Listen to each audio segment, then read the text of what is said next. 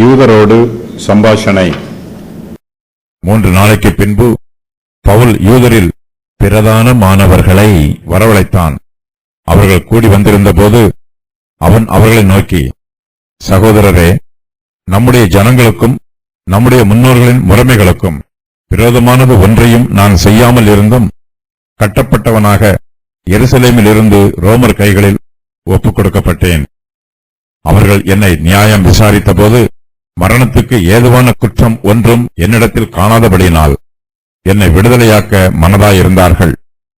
யூதர்கள் அதற்கு எதிர்பேசின போது நான் ராயனுக்கு அபயமிட வேண்டியதாயிருந்தது. ஆயினும் என் ஜனத்தார் மேல் யாதொரு குற்றம் சாட்ட வேண்டுமென்று நான் அப்படி செய்யவில்லை. இந்த காரியத்தின் நிமித்தமே உங்களை காணவும் உங்களுடனே பேசவும் உங்களை அழைப்பித்தேன். இஸ்ரவேலுடைய நம்பிக்கைக்காகவே இந்த சங்கிலியால் கட்டப்பட்டிருக்கிறேன் என்றான். அதற்கு அவர்கள், உன்னை குறித்து யூதேயாவிலிருந்து எங்களுக்கு காகிதம் வரவும் இல்லை, வந்த சகோதரரில் ஒருவனும் உன் பேரில் ஒரு பொல்லாங்கை அறிவித்ததும் இல்லை, அதை பற்றி பேசினதும் இல்லை. எங்கும் இந்த மதபேதத்துக்கு விரோதமாய் பேசுகிறதாக நாங்கள் அறிந்திருக்கிறபடியால் இதை குறித்து உன்னுடைய அபிப்பிராயம் என்ன என்று கேட்டறிய விரும்புகிறோம் என்றார்கள். யூதரில் பிரதானமானவர்கள்.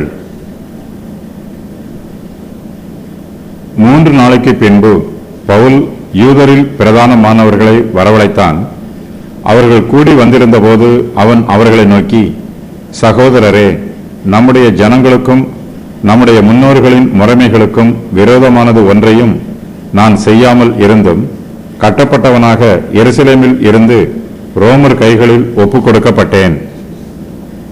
ரோமாபுரியில் உள்ள யூதர்களிடத்தில் பவுல் தன் பக்கத்தில் உள்ள நியாயத்தை எடுத்து பேசுகிறார்.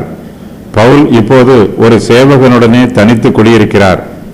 ரோமாபுரியில் யூதரில் பிரதானமானவர்களை பவுல் தன்னிடத்தில் வரவழைக்கிறார். அவர்கள் எல்லோரும் பவுல் குடியிருக்கிற சேவகனுடைய வீட்டிற்கு கூடி வருகிறார்கள். தனக்கும் அவர்களுக்கும் இடையில் கருத்து வேறுபாடு இருக்கக்கூடாது என்று பவுல் விரும்புகிறார். அவர்களுடைய உள்ளத்தில் தன்னை குறித்து ஏதாவது சந்தேகமோ அல்லது தவறான அபிப்பிராயமோ இருக்குமென்றால் அவற்றை தீர்த்து வைத்துவிட வேண்டும் என்று பவுல் விரும்புகிறார். தன்னிடத்தில் ஒரு குற்றமும் இல்லை என்றும் தான் குற்றமற்ற நிரபராதி என்றும் பவுல் அவர்களுக்கு எடுத்துச் சொல்லுகிறார். நம்முடைய ஜனங்களுக்கும் நம்முடைய முன்னோர்களின் முறைமைகளுக்கும் விரோதமானது ஒன்றையும் நான் செய்யவில்லை என்று அவர்களிடத்தில் அறிக்கை செய்கிறார். யூதர்களுடைய முன்னோர்களின் முறைமைகளை பவுல் பிரஜாதியார் மத்தியில் திணிக்கவில்லை. பிரஜாதியார் யூதருடைய முன்னோர்களின் முறைமைகளை கைக்கொள்ள வேண்டும் என்னும் அவசியமும் இல்லை. அதே வேளையில் பவுல் யூதருடைய முன்னோர்களின் முறைமைகளுக்கு விரோதமானது ஒன்றையும் செய்யவும் இல்லை. பவுல் முன்னோர்களின் முறைமைகளை ஏற்றுக்கொள்கிறார். தன்னிடத்தில் ஒரு தப்பிதமும் இல்லாத போதிலும் தான் கட்டப்பட்டவனாக எருசலேமில் இருந்து ரோமர் கைகளில் ஒப்புக் கொடுக்கப்பட்டிருப்பதாக பவுல் தன் நிலைமையை யூதரில் பிரதானமானவர்களிடத்தில் எடுத்துச் சொல்லுகிறார். தன்னை பற்றிய முழு செய்தியையும் பவுல் அவர்களிடத்தில் உண்மையாய் சொல்வார் என்றால் இதனால் யூதர்களுக்கு அவப்பெயர் உண்டாகும். பவுலுக்கு விரோதமாக அவர்கள் செய்த சற்பனையான சதி யோசனைகளையெல்லாம் பவுல் சொல்ல வேண்டியது இருக்கும். ரோமர்கள் பவுலை பாதுகாக்கவில்லை என்றால் யூதர்கள் அவரை அந்நேரம் கொன்று போட்டிருப்பார்கள். பவுலை ஒரு குற்றவாளி என்றும் பூச்சக்கரத்திற்கு கொள்ளை நோயாக இருக்கிறார் என்றும் தேசாதிபதியாகிய பேலிக்ஸுக்கு முன்பாக பவுலின் மீது குற்றம் சுமத்தினார்கள். முடிவில் யூதர்களே பவுலை ரோமருடைய கைகளில் ஒப்புக் கொடுத்து விடுகிறார்கள். ரோமாபுரியில் ஜெப ஆலயங்கள் இருந்தன. அவற்றின் மூப்பர்களை பவுல் வரவழைத்தார். தான் ரோமாபுரியில் இருப்பதற்கான காரணத்தை யூதருக்கு விளக்கி கூற விரும்பினார். ராயனுக்கு அபயமிட வேண்டியதன் அவசியத்தையும் அவர்களுக்கு தெரியப்படுத்த பவுல் மனதுள்ளவனாக இருந்தார். யூத ஜனங்களுக்கும் யூத முறைமைகளுக்கும் விரோதமாக தான் ஒன்றும் செய்யவில்லை என்பதையும் பவுல் அவர்களுக்கு தெளிவுபடுத்தினார். விடுதலையாக்க மனதாய் இருந்தார்கள். அவர்கள் என்னை நியாயம் விசாரித்த போது மரணத்திற்கு ஏதுவான குற்றம் ஒன்றும் என்னிடத்தில் காணாதபடியினால் என்னை விடுதலையாக்க மனதாய் இருந்தார்கள். ரோம பேரரசின் நியாயாசனத்திற்கு முன்பாக பவுல் விசாரிக்கப்பட்டார். பவுலிடத்தில் மரணத்திற்கு ஏதுவான குற்றம் ஒன்றையும் அவர்கள் கண்டுபிடிக்கவில்லை. தேசாதிபதி பவுலை விசாரித்தார். அவர் மீது சுமத்தப்பட்ட எல்லா குற்றச்சாட்டுகளையும் பற்றி கேட்டு தெரிந்து கொண்டார். சேனாபதியும் பேலிக்ஸும் பெஸ்துவும் அகிரிப்பா ராஜாவும் பவுலை விசாரித்தார்கள். இவர்களில் யாரும் பவுலிடத்தில் மரணத்திற்கு ஏதுவான குற்றம் ஒன்றையும் கண்டுபிடிக்கவில்லை. பவுல் குற்றமற்றவராக இருக்கிறபடியினால் அவரை விடுதலையாக்க மனதாய் இருந்தார்கள். ஆனால் யூதர்களோ பவுலை கொன்று போட மனதாய் இருந்தார்கள். பவுலுக்கு விரோதமாக அவர்கள் கொலை வெறியோடு இருந்தார்கள். குற்றமற்ற பவுலின் இரத்தத்தை சிந்த அவர்கள் ஒன்று கூடி வந்தார்கள். ராயனுக்கு அபயம். யூதர்கள் அதற்கு எதிர் பேசின போது, நான் ராயனுக்கு அபயமிட வேண்டியதாய் இருந்தது. ஆயினும் என் ஜனத்தார் மேல் யாதொரு குற்றம் சாட்ட வேண்டும் என்று நான் அப்படி செய்யவில்லை. ரோமருடைய தேசாதிபதிகள் பவுலிடத்தில் மரணத்துக்கு ஏதுவான குற்றம் ஒன்றும் காணவில்லை. அவரை விடுதலையாக்க மனதாய் இருந்தார்கள். ஆனால் யூதர்களோ பவுலை விசாரணைக்காக எருசலேமுக்கு அழைத்து வந்து வரும் வழியில் அவரை கொன்று போட சற்பனையான யோசனை பண்ணினார்கள். கொலை வெறியோடு இருக்கும் யூதர்களிடத்தில் இருந்து தன்னை பாதுகாத்துக் கொள்வதற்காக பவுல் தன்னுடைய வழக்கு விசாரணையை ராயருடைய நீதிமன்றத்தில் விசாரிக்க வேண்டும் என்று அபயமிட்டார். பவுல் தன்னுடைய பாதுகாப்புக்காகவே ராயனுக்கு அபயமிட வேண்டியதாய் இருந்தது. யூத ஜனத்தார் மேல் யாதொரு குற்றம் சாட்ட வேண்டும் என்று பவுல் அப்படி செய்யவில்லை. யூதருடைய தேசத்தின் மேல் குற்றம் சுமத்தினால் யூதர்கள் எல்லோரும் பவுலுக்கு விரோதமாக எழும்புவார்கள்.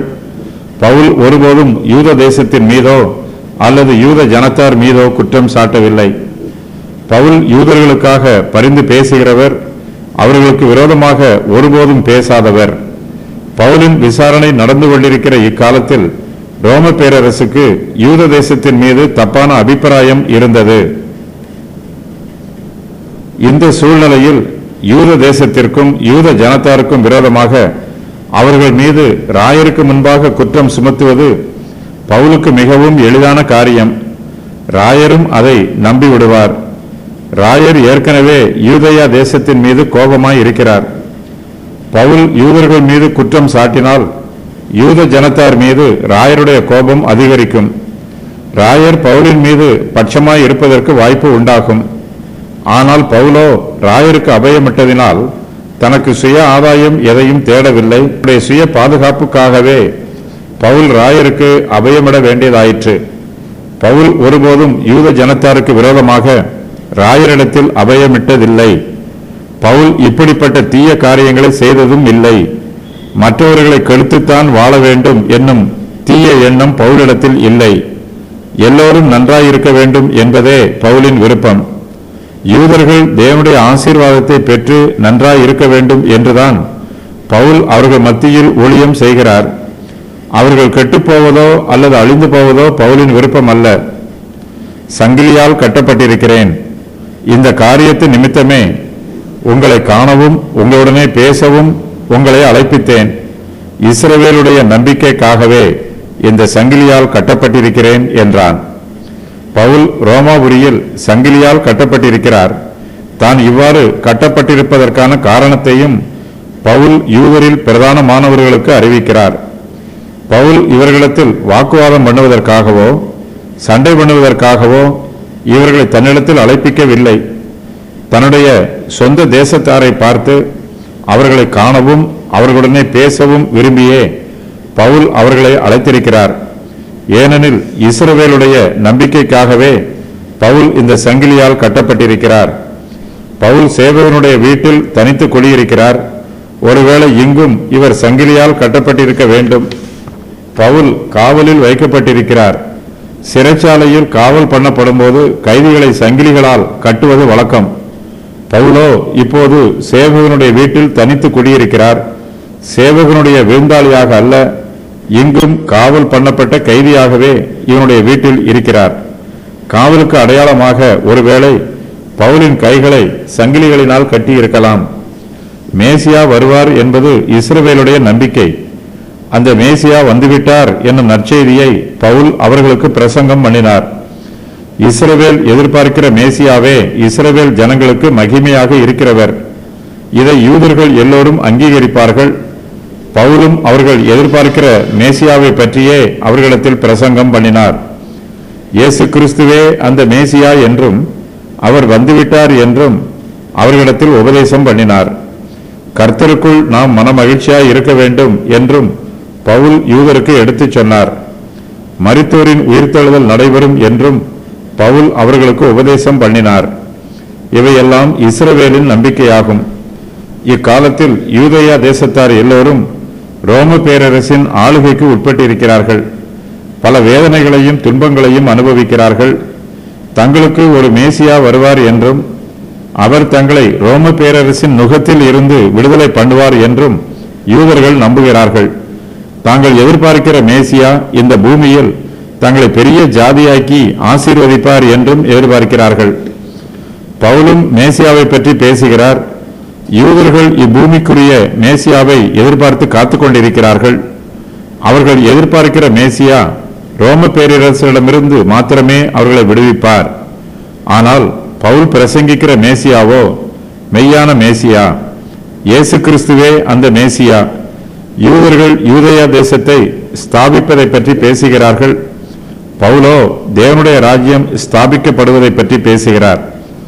யூதேயா தேசம் இப்பூமிக்கு உரியது, தேவனுடைய ராஜ்யமோ ஆவிக்கு உரியது.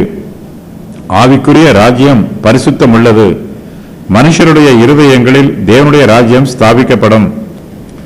மரித்தோர் உயிர்த்தெழுவார்கள் என்றும் கர்த்தரை நம்புகிறவர்கள் நித்திய ஜீவனை பெற்றுக்கொள்வார்கள் என்றும் கர்த்தருடைய பிள்ளைகள் எல்லோருமே தேவனுடைய பரலோக ராஜ்யத்திற்குள் பிரவேசிப்பார்கள் என்றும் பவுல் பிரசங்கம் பண்ணுகிறார். பவுலின் பிரசங்க செய்தி வேறு, யூதருடைய நம்பிக்கை வேறு. இந்த நம்பிக்கை பேதத்தின் நிமித்தமாகவே யூதர்கள் பவுலின் மீது கோபமாய் இருக்கிறார்கள். பவுலுக்கு விரோதமாக பிராது பண்ணினார்கள். அவரை கொன்று போட வேண்டும் என்று சதி ஆலோசனை பண்ணினார்கள். இஸ்ரவேலின் இந்த நம்பிக்கைக்காகவே பவுல் சங்கிலிகளினால் கட்டப்பட்டிருக்கிறார். பவுல் குற்றம் ஒன்றும் செய்யவில்லை, ஆனாலும் கைதியாக இருக்கிறார். இஸ்ரவேலின் நம்பிக்கைக்காகவே தான் இந்த சங்கிலியால் கட்டப்பட்டிருப்பதாக கூறுகிறார். இஸ்ரவேலுடைய நம்பிக்கை, மரித்தோரின் உயிர்த்தெழுதல், மேசியாவை பற்றிய இஸ்ரவேலின் நம்பிக்கை, அவர் தாவீதின் ராஜ்யத்தை திரும்ப கட்டுவார், இஸ்ரவேலின் ரட்சிப்பு. காகிதம் வரவுமில்லை. அதற்கு அவர்கள், உன்னை குறித்து யூதேயாவில் இருந்து எங்களுக்கு காகிதம் வரவும் இல்லை.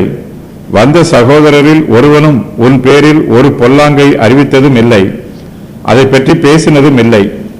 யூதரில் பிரதானமானவர்கள் பவுல் சொல்லுவதை கேட்டுக்கொண்டிருக்கிறார்கள். பவுலை குறித்து யூதேயாவில் இருந்து தங்களுக்கு காகிதம் வரவில்லை என்று யூதர்கள் பவுலுக்கு சொல்லுகிறார்கள். பவுலுக்கு விரோதமாக இவர்களில் ஒருவரும் ஒன்றும் சொல்லவில்லை. யூத தேசத்தில் இருந்தும் பவுலுக்கு விரோதமாக தங்களுக்கு ஒரு கடிதமும் வரவில்லை என்று அறிவிக்கிறார்கள். யூதேயா தேசத்தில் இருந்து வந்த சகோதரரில் ஒருவனும் பவுல் பெயரில் ஒரு பொல்லாங்கையும் அறிவித்ததும் இல்லை, அதை பற்றி பேசியதும் இல்லை என்று யூதரில் பிரதானமானவர்கள் பவுலிடத்தில் சொல்லுகிறார்கள்.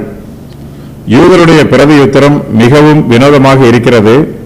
ஏனெனில் யூதேயா தேசத்தில் உள்ள யூதர்கள் பவுலுக்கு விரோதமாக ஓயாமல் கலகம் பண்ணுகிறார்கள்.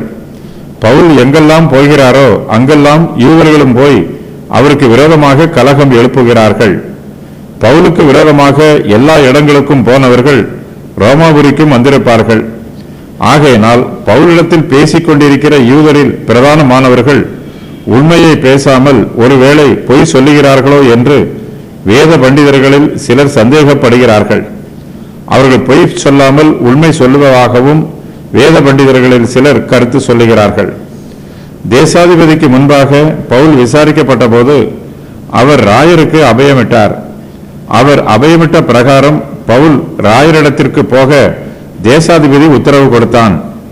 பவுல் இப்போது ராயருடைய நீதிமன்றத்தில் விசாரிக்கப்பட வேண்டியவர். யூதர்கள் ராயரை விரும்புவதில்லை. ராயரும் யூதேயா தேசத்தார் மீது கோபமாக இருக்கிறார். யூதர்கள் பவுலுக்கு விரோதமாக எல்லா ஊரிலும் கலகம் பண்ணினாலும் அவர்களில் யாரும் ரோமாபுரிக்கு வர துணியவில்லை. ரோமாபுரியின் ஆட்சி பீடம் யூதருக்கு விரோதமாகவே இருக்கிறது. ஆகையினால் ரோமாபுரியில் உள்ள யூதர்களுக்கு யூதேயாவில் இருந்து பவுலை குறித்து ஒரு காகிதமும் வரவில்லை. யூதேயாவில் இருந்து வந்த யூதர்களில் ஒருவனும் பவுலின் பெயரில் ஒரு பொல்லாங்கையும் அறிவித்ததில்லை. அவர்களில் யாரும் பவுலை பற்றியோ பவுலுடைய வழக்கு விசாரணையை பற்றியோ ஒன்றும் பேசியதும் இல்லை. ரோமாபுரியிலே பவுலுக்கு சாதகமாக 3 காரியங்கள் நடைபெற்றிருக்கிறது. அவையாவன: பவுலை குறித்து யூதேயாவில் இருந்து ரோமாபுரியில் உள்ள யூதர்களுக்கு காகிதம் வரவும் இல்லை. அங்கிருந்து வந்த சகோதரரில் ஒருவனும் பவுல் பேரில் ஒரு பொல்லாங்கை அறிவித்ததும் இல்லை, அதை பற்றி பேசினதும் இல்லை. யூதேயாவில் இருந்து பவுலோடு பிரயாணம் பண்ணி வந்திருக்கிறவர்கள் பவுலுக்கு சாதகமாகவே பேசக்கூடியவர்கள். பவுலின் உபதேசங்களை நியாயப்பிரமாணமும் தீர்க்கதரிசியின் ஆகமங்களும் ஆதரிக்கின்றன. கேட்டறிய விரும்புகிறோம். எங்கும் இந்த மத பேதத்துக்கு விரோதமாய் பேசுகிறதாக நாங்கள் அறிந்திருக்கிறபடியால் இதை குறித்து உன்னுடைய அபிப்பிராயம் என்ன என்று கேட்டறிய விரும்புகிறோம் என்றார்கள். பவுல் இயேசு கிறிஸ்துவின் சுவிசேஷத்தை பிரசங்கிக்கிறார். கிறிஸ்துவின் சுவிசேஷம் யூத மார்க்கத்தாருக்கு மதபேதமாக தெரிகிறது. பவுல் யூத மார்க்கத்திற்கு விரோதமாக பேசுகிறதாக ரோமாபுரியில் உள்ள யூதர்களும் அறிந்திருக்கிறார்கள். இதை குறித்து பவுலின் அபிப்பிராயம் என்னவென்று கேட்டறிய அவர்கள் விரும்புகிறார்கள். கிறிஸ்துவின் உபதேசத்தை குறித்து ரோமாபுரியில் உள்ள யூதருக்கு அதிகமாக தெரியாது. ஆனால் கிறிஸ்துவின் சுவிசேஷம் யூத மார்க்கத்திற்கு விரோதமான மதபேதம் என்று இவர்கள் அறிந்து வைத்திருக்கிறார்கள். யூதர்கள் எல்லோரும் கிறிஸ்துவின் சுவிசேஷத்தை மதபேதம் என்று சொல்லி அதற்கு விரோதமாக பேசுகிறார்கள். கிறிஸ்துவின் சுவிசேஷத்திற்கு செவி கொடுப்பதற்கு பதிலாக அதை ஆரம்பத்திலேயே மதபேதம் என்று சொல்லி அதை புறக்கணித்து விடுகிறார்கள். கிறிஸ்துவின் உபதேசம் ஒரு தவறான உபதேசம் என்றும் இது யூத மார்க்கத்திற்கு விரோதமான மதபேதம் என்றும் யூதர்கள் சொல்லுகிறார்கள். மெய்யான கிறிஸ்தவ மார்க்கம் எல்லா மனுஷரையும் நேசிக்கிறது. மனுக்குலத்தில் உள்ள எல்லோருடைய ஆத்துமாக்களை குறித்தும் கரிசனையோடு இருக்கிறது. யூதர்கள் மட்டும் ஆசீர்வதிக்கப்பட வேண்டும் என்பது கிறிஸ்துவின் சுவிசேஷம் அல்ல. இயேசு கிறிஸ்துவை விசுவாசிக்கிறவர்கள் யூதராக இருந்தாலும் வேறு எந்த இனத்தாராக இருந்தாலும் அவர்கள் தேவனுடைய காணியாட்சியில் சேர்த்துக் கொள்ளப்படுவார்கள். ரட்சிக்கப்படுகிறவர்கள் எல்லோரும் பரலோக ராஜ்யத்திற்குள் பிரவேசிப்பார்கள். இயேசு கிறிஸ்துவின் சுவிசேஷத்தில் யூதன் என்றும் கிரேக்கன் என்றும் வித்தியாசம் இல்லை. எல்லோரும் ஒன்றுதான். தேவனிடத்தில் பட்சபாதம் இல்லை. கிறிஸ்துவின் சுவிசேஷம் மனுக்குலத்தில் உள்ள எல்லா இனத்தாரையும் ஒன்றாய் இணைக்கிறது. யூத மார்க்கமோ மனுக்குலத்தில் இருந்து அவர்களை பிரிக்கிறது. யூதர்கள் தங்களை தேவனுடைய ஜாதியார் என்றும் மற்றவர்களை புறஜாதியார் என்றும் சொல்லுகிறார்கள். கிறிஸ்துவின் மார்க்கமோ எல்லோரையும் சகோதர சிநேகத்தோடு அங்கீகரிக்கிறது. இயேசு கிறிஸ்துவை விசுவாசிக்கிறவர்கள் எல்லோரும் நித்திய ஜீவனை பெற்றுக் கொள்வார்கள். கர்த்தர் அவர்களுடைய ஆவிக்குரிய ஜீவியத்தை ஆசீர்வதிக்கிறார். யூதர்கள் எல்லா தேசங்களிலும் பரவி இருக்கிறார்கள். அவர்கள் மத்தியிலே யூதர்கள் கிறிஸ்தவ மார்க்கத்திற்கு விரோதமாக பேசிக் கொண்டிருக்கிறார்கள். கிறிஸ்துவின் உபதேசத்தை சரியாக அறிந்து கொள்ளாதவர்கள் கூட அதை மதபேதம் என்று சொல்லி அதற்கு விரோதமாக பேசுகிறார்கள். இது அக்காலத்தில் மாத்திரமல்ல, இக்காலத்திலும் அப்படித்தான் நடைபெறுகிறது. இக்காலத்தில் கூட இயேசு கிறிஸ்துவின் சுவிசேஷ சத்தியத்தை சரியாக புரிந்து கொள்ளாதவர்கள் கூட கிறிஸ்துவுக்கும் அவருடைய சுவிசேஷத்திற்கும் விரோதமாக பேசுகிறார்கள். ரோமாபுரியில் உள்ள யூதர்கள் பவுலை குறித்து ஏற்கனவே கேள்விப்பட்டிருக்கிறார்கள். யூத மார்க்கத்திற்கு விரோதமாக பவுல் பேசுவதாக அவர்கள் அறிந்திருக்கிறார்கள். இந்த சூழ்நிலையில் ரோமாபுரியில் உள்ள யூதர்களுக்கு சுவிசேஷத்தை அறிவிக்கும் வாய்ப்பு பவுலுக்கு கிடைக்கிறது. யூதர்கள் தங்களுடைய ஜெப ஆலயங்களில் கிறிஸ்தவர்களை சபித்தார்கள். எங்கெல்லாம் ஜெப ஆலயங்கள் இருக்கிறதோ அங்கெல்லாம் யூத மார்க்கத்தின் பிரபலமானவர்களை அனுப்பி அங்கு கிறிஸ்தவர்களுக்கு எதிரான காரியங்களை அவர்களுடைய ஜெப ஆலயங்களிலேயே உபதேசம் பண்ணினார்கள்.